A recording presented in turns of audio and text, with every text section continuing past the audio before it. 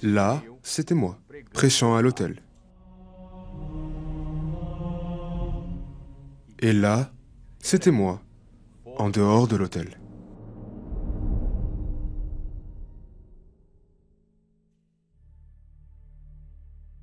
Je viens d'un berceau évangélique, mais mes parents se sont séparés quand j'étais encore très jeune. Alors, cette révolte due à la séparation de mes parents m'a poussé à l'adolescence à chercher un refuge dans l'alcool, et ce fut très difficile.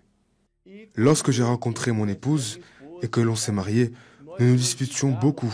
Il y avait beaucoup de séparations et réconciliations, puis les enfants sont arrivés. Nous avons eu 3 filles,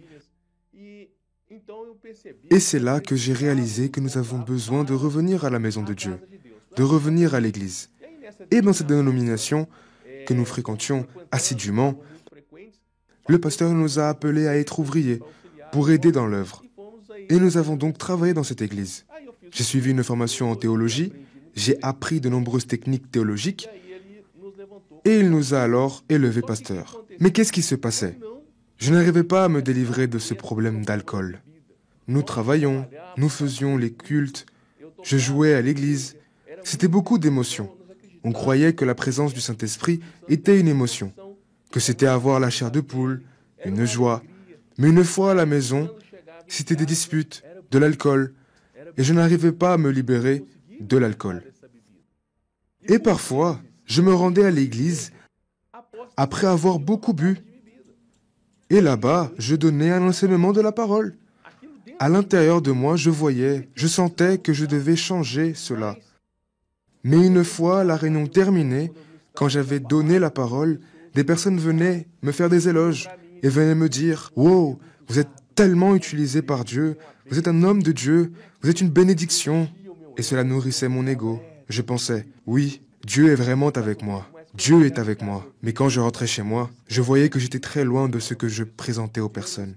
Mon épouse et moi étions sur le point de nous séparer parce que les disputes étaient constantes dans notre foyer.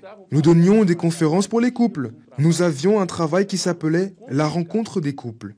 Nous nous disputions et nous devions cacher ces disputes parce que nous ne voulions pas montrer cela aux personnes. Comment cette personne qui a assisté à la conférence va-t-elle voir maintenant notre vie détruite? Que va-t-elle penser? Alors nous menions une vie d'apparence. Il était un pasteur qui était faux. Je lui reprochais même souvent d'être faux. Et moi, j'étais aussi une épouse de pasteur fausse, car j'approuvais sa fausseté. En voyant le costume et comment nous étions devant, il y avait des personnes qui voulaient même mettre à notre place. Mais si elles voyaient réellement ce qui se passait en coulisses, elles s'éloigneraient à des kilomètres de distance. Mais quand j'arrivais, en privé, c'était là que j'étais. Le véritable Jackson, la vraie personne. Nous fermions cet endroit pour boire. Il avait des flirts avec des personnes, des trahisons, même en travaillant, même en étant là, en train de parler de la Bible.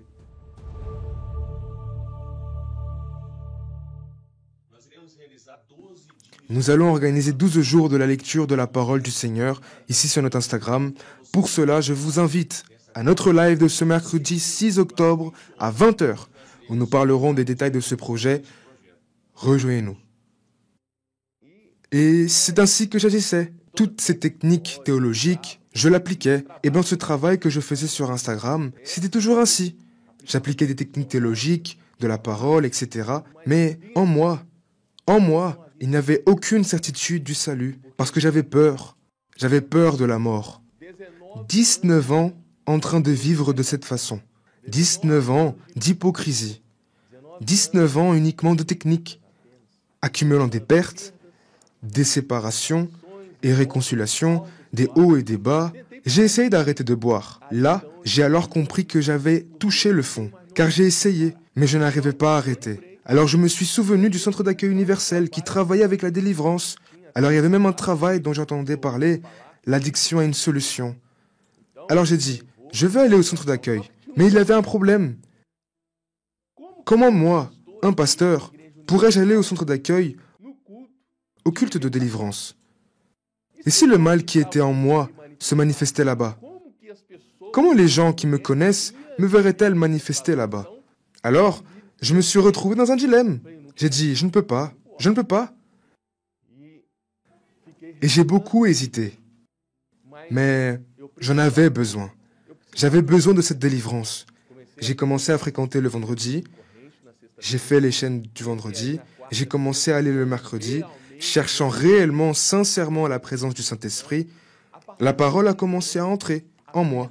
La foi rationnelle a commencé à entrer en moi. Et j'ai découvert un autre côté. Là, j'ai eu la certitude que je n'avais pas le Saint-Esprit. Car j'ai vu que cette foi rationnelle ne faisait pas partie de ma vie. Ma vie était basée sur les émotions, basée sur les sentiments. Elle était basée sur l'orgueil. Et j'ai commencé à comprendre cela. Au fur et à mesure que je comprenais cette foi rationnelle, cet orgueil se brisait en moi. Ce cœur de pierre a été brisé. Et les titres ont cessé d'exister. Certaines personnes me disaient même « Oh, mais tu es pasteur et tu vas là-bas ?» Je disais « Je ne veux rien savoir des titres. Je veux maintenant me reconstruire. Je veux commencer tout à nouveau. Je veux réinitialiser ma vie. Je veux réinitialiser mon parcours spirituel. Je veux recommencer, commencer correctement, maintenant, faire les choses comme il faut. » Alors je me suis baptisé d'eau pour de vrai, car un vrai Jackson s'est levé, un nouveau Jackson. Parce que depuis le jour où je suis sorti de ces eaux, l'alcool a cessé. La frénésie a cessé. Je suis devenu calme à la maison. Notre vie a commencé à être plus paisible. Puis la campagne d'Israël est arrivée. Quand la campagne d'Israël est arrivée, j'ai dit, je vais me lancer. Je vais me lancer dans cette campagne d'Israël. Nous disions même dans notre ancienne dénomination que le Seigneur Jésus avait déjà sacrifié pour nous. Donc, il n'était pas nécessaire de continuer à sacrifier. Mais par la foi rationnelle, j'ai compris que notre vie devait être un sacrifice, car le Seigneur Jésus a sacrifié sa vie. Donc nous devions aussi sacrifier la nôtre. Et en moi, j'étais en train de tout remettre. Je renonçais au titre, à l'orgueil. Je ne voulais plus rien savoir de cette vie que je menais. Je voulais que Dieu fasse quelque chose de nouveau. J'ai dit, je veux que le Seigneur fasse quelque chose de nouveau dans ma vie, y compris ma demande la plus précieuse, la présence du Saint-Esprit.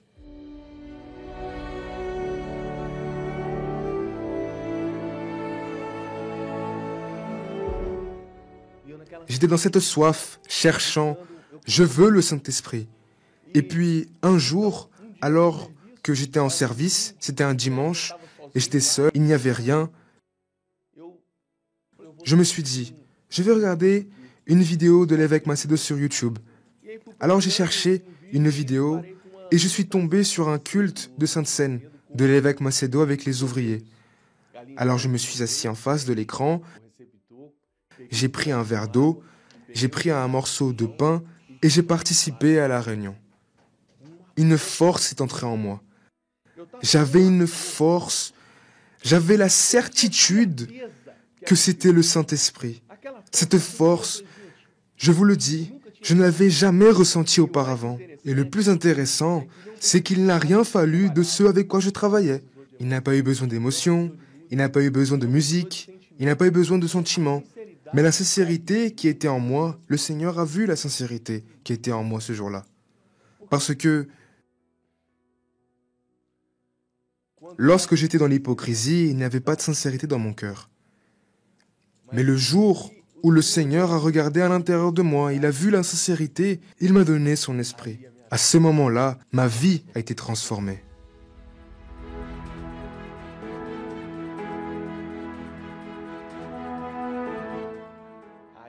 Il y a eu un tournant.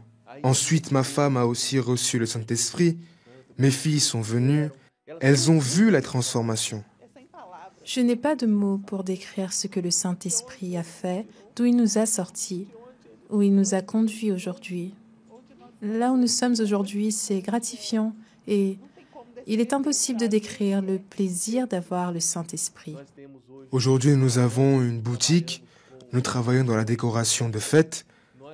Le Saint-Esprit nous a conduits au centre de notre ville. Aujourd'hui, nous travaillons dans le groupe d'évangélisation. Nous aidons les personnes qui traversent des difficultés. Et cet homme qui ne se préoccupait pas des âmes, qui ne se préoccupait que des apparences. Aujourd'hui, je veux voir des personnes être transformées. Aujourd'hui, ma joie est de voir des personnes être transformées, comme je l'ai été, par le Saint-Esprit.